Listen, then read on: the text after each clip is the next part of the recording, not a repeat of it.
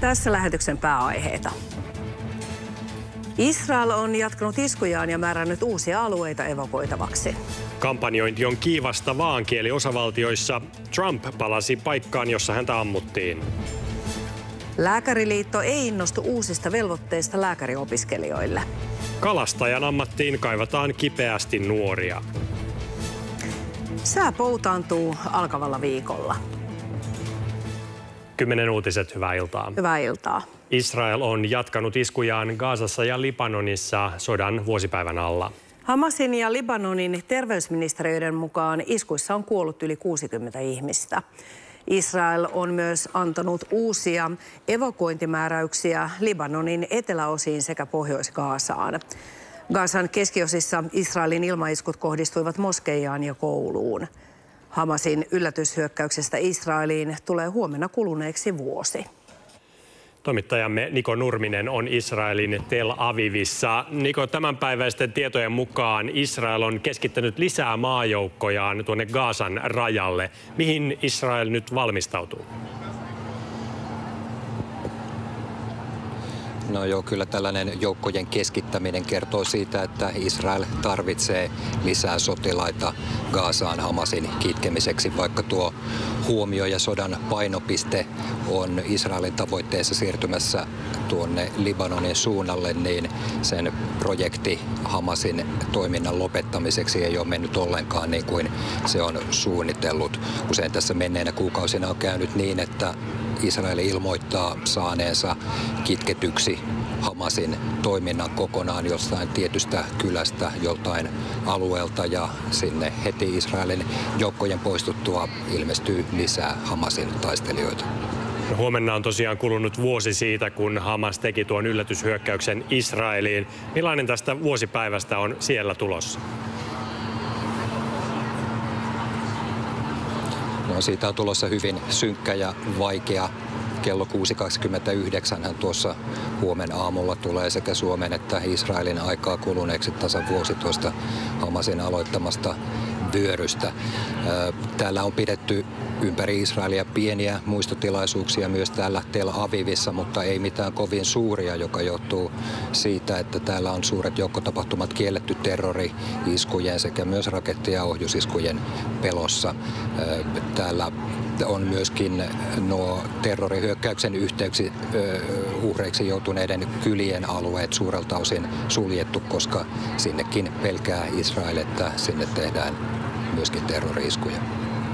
Kiitoksia Niko, ja nyt jatketaan Yhdysvaltain vaalikamppailun pariin. Republikaanien presidenttiehdokas Donald Trump palasi kampanjoimaan Pennsylvanian Butleriin, jossa hänet yritettiin ampua heinäkuun 13. päivä. Trump piti puheensa luodinkestävän suojan takaa. Hän syytti puheessaan jälleen demokraattien vihamielisen retoriikan olevan syy hänen salamurhayritykselleen. Kisa Pennsylvaniassa on tällä hetkellä erittäin tiukka Kamala Harrisin ja Trumpin välillä. Donald Trump ja hänen kannattajansa palasivat tänne Pennsylvanian maaseudulle heinäkuun dramaattisten tapahtumien jälkeen. Monelle paikalla nyt ja silloin olleelle hetki oli liikuttava. It was a very scary ordeal for me personally. I've been following Trump for a long time. Very glad he's alive. God bless Donald Trump and the United States of America. Donald Trump palasi siis kampanjoimaan takaisin tänne Pennsylvanian Butleriin, jossa hän kohtasi salamurhayrityksen heinäkuussa. Häneen osui luoti, joka ammuttiin tuolta takanani olevan rakennuksen katolta. Hänen kannattajansa täällä ovat kertoneet minulle, että heidän mielestään on erittäin rohkeaa, että Trump päätti tulla takaisin tänne kaiken tuon tapahtuneen jälkeen ja että Pennsylvanian osavaltio on erittäin tiukassa kisassa. Tälläkin tilaisuudella voi olla merkitystä vaalitulokseen. More and more people are talking about Make America Great Again. I'm not too sure what's going to happen, but I definitely hope that Donald Trump wins for all of our sakes. Yeah, gays for Trump all the way, all day. Trump kampanjoi demokraattien Kamala Harrisia vastaan etenkin inflaatiolla, maahanmuutolla ja sodilla. Kannattajiin tämä viesti uppoaa. Donald Trump kept us out of wars for 4 years. Now we have 2 to 3 wars that we're fighting. We're getting ready to go into it with Iran also. And Donald Trump is for the people. He's not for the immigrants as far as paying them to sit around and do nothing. Viimeisimpien kannatuskyselyjen mukaan Harris on hyvin niukassa johdossa Pennsylvaniassa. Trump on siirtynyt kampanjoimaan Wisconsinin osavaltioon, jossa vaalikamppailua seuraa kirjeenvaihtajamme Mari Karppinen. Mari, minkälainen vaalihuuma siellä on päällä? Kyllä täällä suurin osa ihmisistä tuntuu olevan innoissaan, tai sitten jos he ei ole innoissaan, niin he ovat kauhuissaan, eli heitä pelottaa se, että se vastapuoli voittaa nämä vaalit. Ja tällaisia kannatuskylttejä kukkii ihmisten pihoilla. Tässä on Harrisin tukia ja tuolla korttelin toisella puolella on taas sitten Trumpia tukevia kylttejä. Kamala Harris oli täällä Wisconsinissa aiemmin tällä viikolla ja Donald Trump on tänään ja kumpikin laittaa kymmeniä miljoonia vaalimainontaan pelkästään täällä Wisconsinin osavaltiossa, joten se kertoo tämän osavaltion tärkeydestä. Mutta sen kaikista kovimman jalkatyön tekevät paikalliset vapaaehtoiset. Seurasin itse kahta Harrisin kannattajaa, jotka menivät ovelta ovelle toista tuntia ja vain muutama sieltä avasi oven, mutta jokainen kerta he yhtä innostuneesti pitivät sen palopuheen, että miksi Kamala Harrisin pitäisi voittaa nämä vaalit. Vaaleihin on kuukausi aikaa. Miltä kisa näyttää kannatuskyselyissä?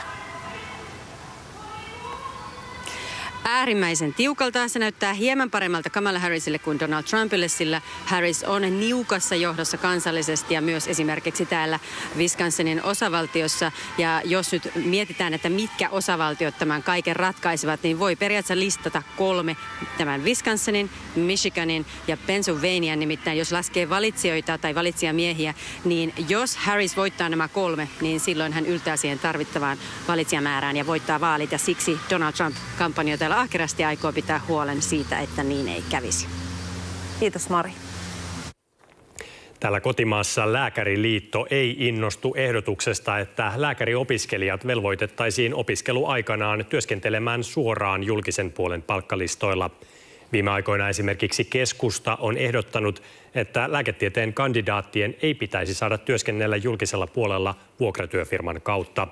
Myös julkisen puolen työvelvoitetta kaikille lääkäreille on väläytelty. Hyvinvointialueiden vuokratyökulut ovat kasvaneet nopeasti samalla kun alueilla tuskaillaan talouden ja lääkäripulan kanssa. Keskustan puheenjohtaja Antti Kaikkonen ehdotti tänä viikonloppuna MTV:n Uutisextrassa, että lääkäriopiskelijoiden opiskeluaikana tekemä työ tehtäisiin aina suoraan julkisen puolen palkkalistoilla. Lääkäriliitto ei innostu ehdotuksesta. Puheenjohtaja Niina Koivuviita sanoo, että opintoihin kuuluvat harjoittelut tehdään jo nyt julkisella puolella.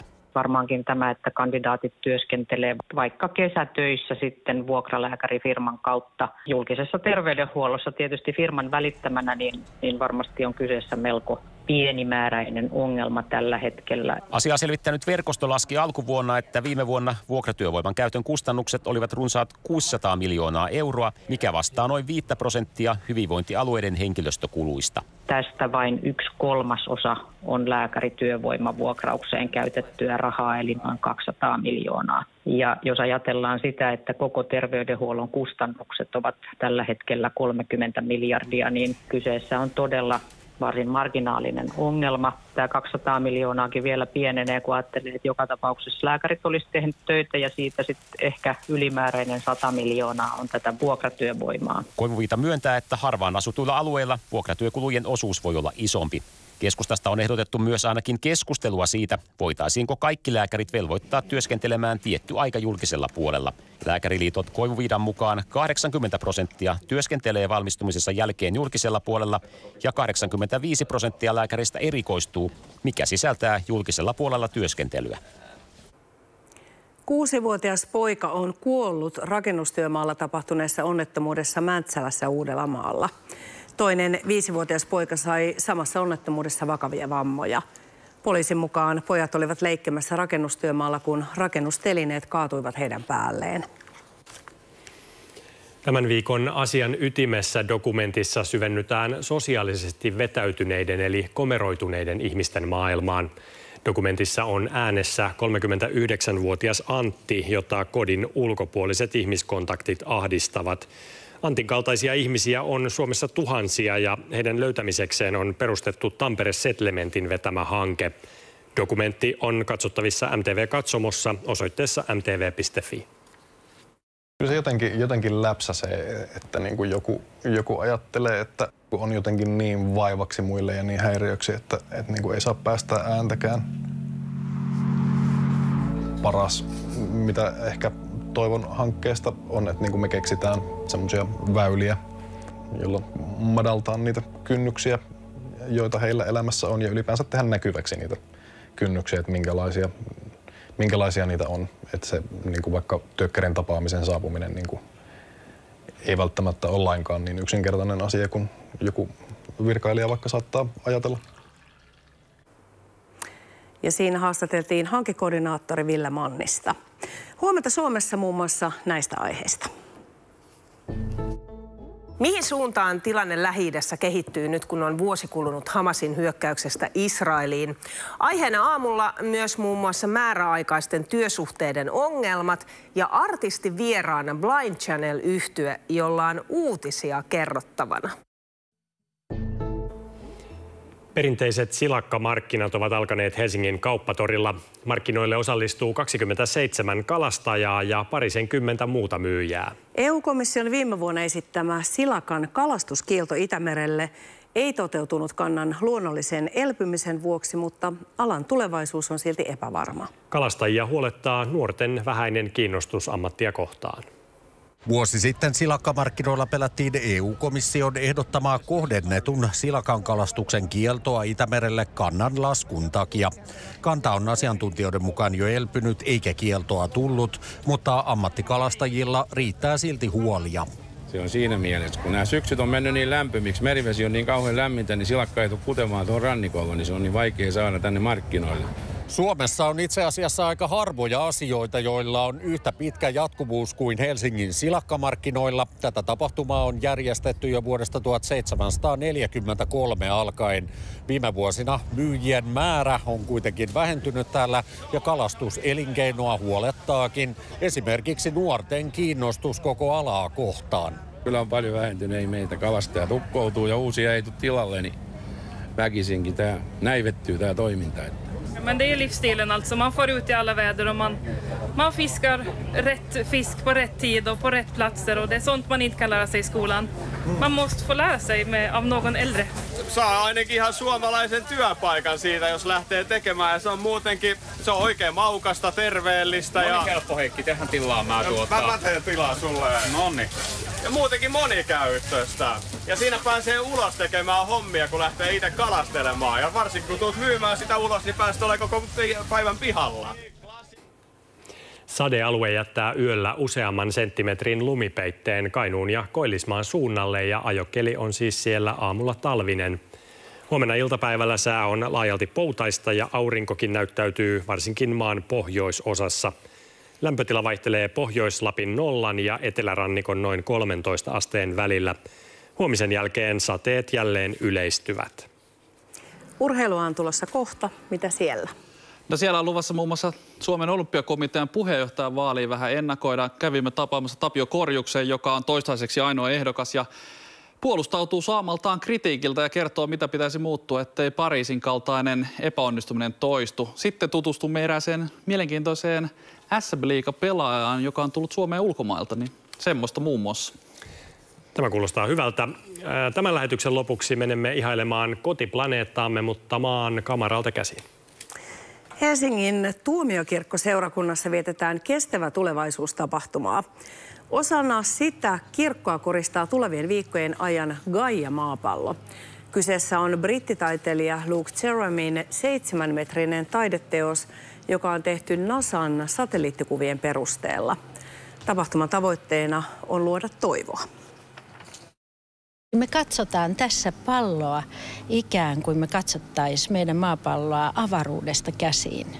Ja 1 sentti siellä on 18 kilometriä oikeassa, eli se on ihan oikea maapallo. Ja tämä pallo tuotiin tosiaan Lontoosta tänne mutkikkaasti ja vaikeasti, mutta ammattilaiset on hoitaneet hyvin tämän työn. Ja nyt me saadaan kaikki nauttia tästä Gaia-pallosta ja sen tuomasta oikeastaan harmonisesta mietiskelyolosta. Mietiskely kannattaa. Kyllä, näihin harmonisiin tunnelmiin. Lähdemme mietiskelemään. Näkemiin. Näkemiin.